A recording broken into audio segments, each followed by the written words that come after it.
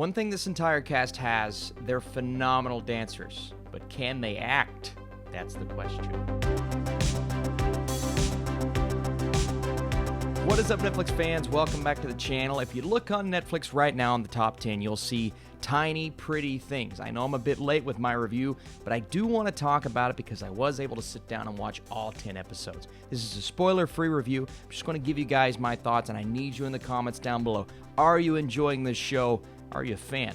Let's do it. So Tiny Pretty Things follows the world of an elite ballet academy and charts the rise and fall of young adults who live far from their homes, each standing on the verge of greatness or ruin. So we start with the character of Nevaeh, who arrives at this school after being rejected her first time around. But because there was a spot that opened up, and we'll talk about why here in just a second, she now has her second chance, her next opportunity at greatness. She is the new blood, so obviously she's going to have her enemies when she first gets there. One character in particular, played by Kashmir Gillette, the character of Bet, is not too happy that there's a new girl in town trying to take her spot, and there are numerous characters here, whether it's jealousy or occasionally acceptance. She does find her very small friend group here, but each and every individual, almost, I'd say the majority, they all have a reason why they want to be at the top, why they should be considered better than everyone else.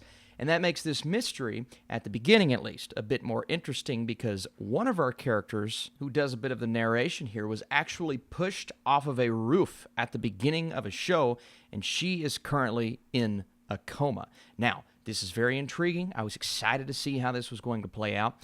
Unfortunately, it is put kind of on the back burner here as we're focused more on the teen relationships and drama, and that's fine. I'd say there's a very specific audience here who is looking for something like that in the show, but to provide us with entertainment from that perspective, you have to have really good acting and compelling characters, and I think that's where this show starts to fall a bit flat for me because the majority of the cast here, they are actually professional dancers. They are acting for the first time. One or two that have been there and done that before. I believe Dhonielle Norman, she was in a couple of films recently, who plays the character of June, who also has good reason to want to be the top dog. So that mystery is important because you just don't know who was the person in the hoodie, who was the person that pushed her off the top of that roof. But again, there's a big performance coming up, and we have to decide who is going to be the lead in The Ripper, which is funny because Netflix actually has a docuseries coming out today called The Ripper,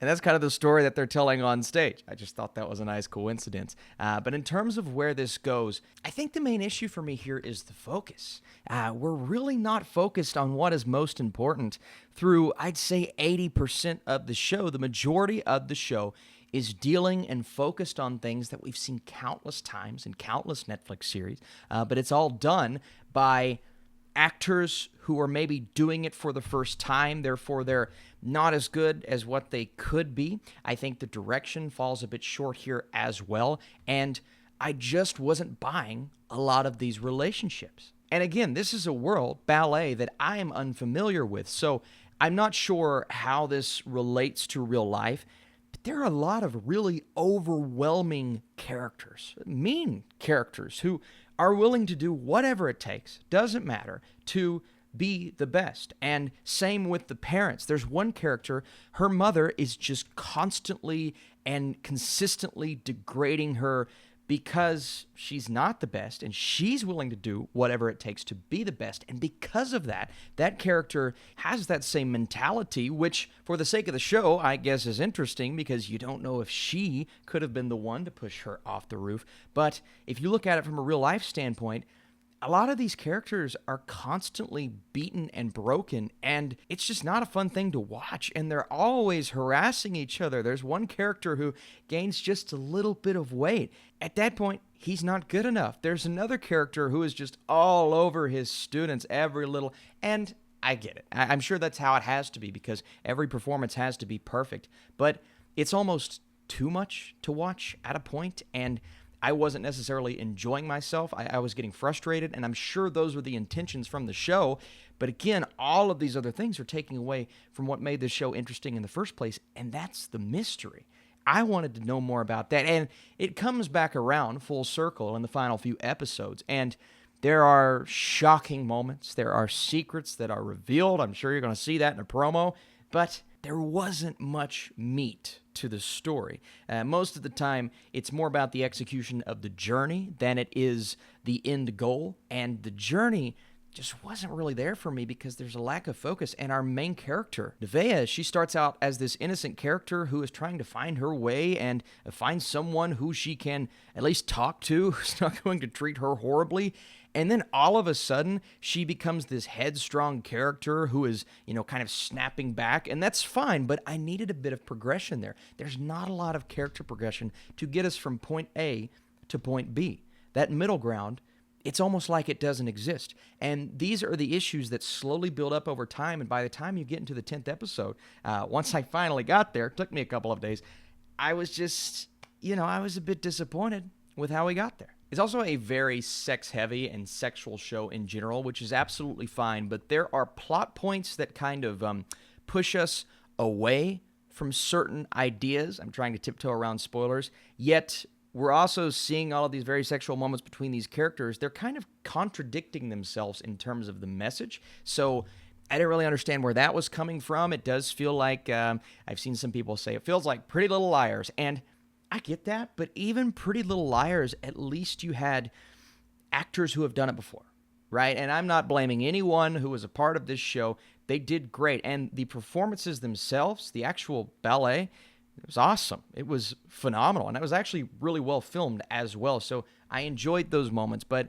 I needed a little bit more from the characters. Also, one character with a bad accent, I just thought it was not good. They tried to go for comedic relief all the way through, and that just didn't really land. I thought the character of Shane was probably the funniest. I laughed a little bit, at least at him. I liked his character. And there are a few characters that you learn to like over time. But again, 10 episodes, longer episodes. I just think it went on a bit too long. And once they finally get to it, and I'm like, okay, this is interesting, this is intense, I think it was a little bit long in the tooth in terms of actually getting there.